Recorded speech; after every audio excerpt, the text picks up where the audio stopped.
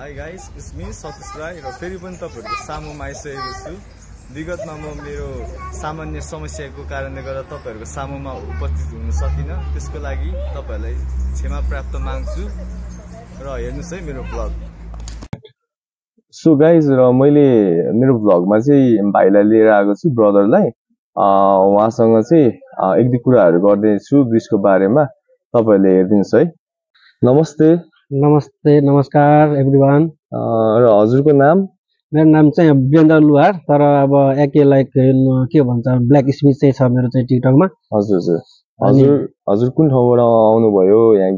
म चाहिँ नेपाल। हजुर अनि हजुरले भन्दै टिकटकको केही इन्फर्मेसन दिनुस् न। टिकटकको भने त्यही हो, मेरो चाहिँ अब @black smith रहेको छ मेरो चाहिँ एकाउन्ट हैन। हजुर त्यही हो, अब त्यसमा नि भिडियोहरु आइराको नै हुन्छ मेरो चाहिँ टाइम टु टाइम। प्लस अनि आज चाहिँ उहाँ तपाईसँग भेट भयो, तपाईलाई टाइम माग्नु भयो, जे होस् तपाई पनि रमाइलो मान्छे लाग्यो, जे होस् अनि नाइ भन्न सकिएन। त्यही भएर आज भिडियो बनाउँदै छु। हजुर उहाँको ब्ल्याक स्मिथ रहेको छ, सबैजनाले फलो गर्दिनु है र माया गर्दिनु। उहाँको टिकटक आइडी छ, उहाँले भनिहाल्नुभयो। र ग्रिस आउनु भएको तपाईँ कति भयो? मलाई अराउन्ड 1 वर्ष जस्तो भयो भनौँ न। सो केमा काम गर्नुभयो हजुरले आएर? मैले त समथिङ एग्रिकल्चरको प्राय जस्तो सबै नै गरिसकेँ भनौँ। 1 वर्षको अन्तरालमा तपाईँको स्ट्रबेरीदेखि लिएर सुन्तला, सागपात, यताउता, कपाल, आलु, अङ्गुर प्राय जस्तो सबै गरिसकेँ। को अनुभव कस्तो रह्यो तपाईँको कृषि क्षेत्रमा गर्दा? यस्तो छ अनुभव भन्न पनि अब सबैलाई मेरो जस्तो अनुभव नपनि हुनसक्छ होइन। यहाँ चाहिँ अब फाल्टु नै छ अनुभव चाहिँ। र पनि मेरो चाहिँ अलिक मिठो नै रह्यो, ठिकै नै भयो भन्छु। मलाई चाहिँ काम गर्दाखेरिमा अब जे होस् रमाइलोका साथ गयो, ठिक छ। इलिगल भएर यहाँ आएर एग्रिकल्चरमै भए पनि काम गर्न पाउनु भनेको नै हामीलाई त सौभाग्य नै कुरा हुन्छ नि त। हजुर त्यसले चाहिँ म चाहिँ खुसी नै छु। तपाईलाई चाहिँ त्यहाँ काम गर्दा सेलेरीको विषयमा के कस्तो थियो? हजुर काम गर्दाखेरि साथीभाइहरूलाई कसरी ट्रिटहरू गर्थ्यो है? भनौँ न कृषि क्षेत्रमा चाहिँ अलिकति असहज नै छ भन्ने कुराहरू छ, सो सुनेको आएको छ है। असहज भन्नाले यस्तो मान्छेले सक्ने काम मात्रै दिने हो क्या मान्छेले, हो कि होइन भन्नुहोस् न। आफै तपाईँले जो कहिले नि बुझ्न सक्नुहुन्छ, नसक्ने काम कसैले पनि दिँदैन। र अब यो साथीभाइहरूसँग चाहिँ हामीसँग त ठिकै नै ट्रिट गरिरहेको थियो। अब हाम्रो ठेकदारहरू जति अब मैले पनि 2-3 वटा ठेकदार फेरि भनौँ न, यहाँसम्म चाहिँ ठिकै नै ट्रिट भएको छ। अब प्रायः जस्तो सुन्नमा आएको छ, अब कता कता ठाउँमा अब धेरै शोषण हुने, अब हुन्छ नि त्यस्तो हुने, कुटपिट गर्ने, मन्थली सेलेरी नदिने भन्ने भएको छ। मेरो त नर्मली ठिकै नै अब स्ट्रबेरीमा राम्रै घन्टाको हिसाबले गयो, त्यसपछि सागसब्जीमा गयो, त्यहाँ चाहिँ ध्याडीमा काम गरेँ। त्यहाँपछि मल्टाको हिसाबमा गयो, तल आएर त्यो पनि राम्रै छ। अब अहिले चाहिँ यो व्हाइट कार्ड बनाएर चाहिँ अब इन्डोरको लागि चाहिँ यो प्रोसेसमा छु अब चाहिँ। हजुर यो व्हाइट कार्डको विषयमा यसो भनिदिनु न, के जानकारी?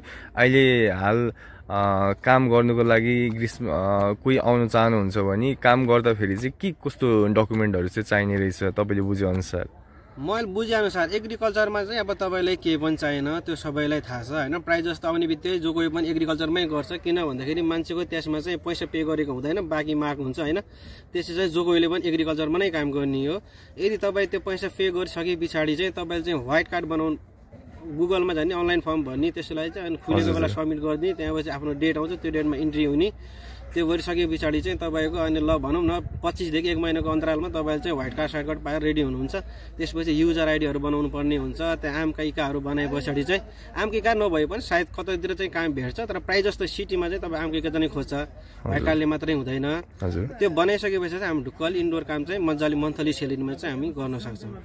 हजुर अनि हजुरलाई सो यहाँको वेदरहरू कस्तो लाग्छ यहाँ ग्रिसको भनौँ है? तपाईँले अहिलेसम्म बसेको अनुभवले चाहिँ कस्तो छ यहाँको वातावरण चाहिँ? वेदर त सेम लाइक नेपाल जस्तै हो भन्छु म चाहिँ। कोल्डमा एकदमै कोल्ड बन्छ, गरममा त्यस्तै नै छ होइन। तर अब त्यो अलिअलि आफ्नो प्रोटेक्ट आफैले गर्नुपर्छ, हो कि होइन भन्नु। र केही भन्नु चाहनुहुन्छ नेपालबाट आउने चाहने जति इच्छुकता हुनुभएको छ होइन, ग्रिस आउने खोज्नु हुने दाजुभाइ चेलीबेटीहरूलाई केही इन्फर्मेसन छोड्न चाहन्छु तपाईँबाट? म यति भन्छु, नेपालबाट आउनेहरूलाई चाहिँ एकदमै स्वागत छ, राम्रो पनि छ। तपाईँहरू विथआउट भिजा आउन सक्नु हुँदैन। सकेसम्म भिजिटमा आएर इलिगल अरू देशमा आएर यो देशमा चाहिँ डङ्गी लगाएर काम गर्न अलिक गाह्रै छ, त्यसरी चाहिँ नआउँदा नि हुन्छ। तर भिजामा आउनुहुन्छ भने राम्रो छ, तपाईँहरूलाई एकदम गुड पनि हो। यहाँनिर त्यस्तो अब ग्रिसको भिजा पाउनु भनेको राम्रै पनि हो। कमाइ वाइजहरू पनि राम्रै नै छ ग्रिस, त्यस्तो नराम्रो छैन। कमाइ एकदम ठिकै छ, आश लाग्दो नभन्दा पनि ठिकै हो, एकदमै राम्रो छ।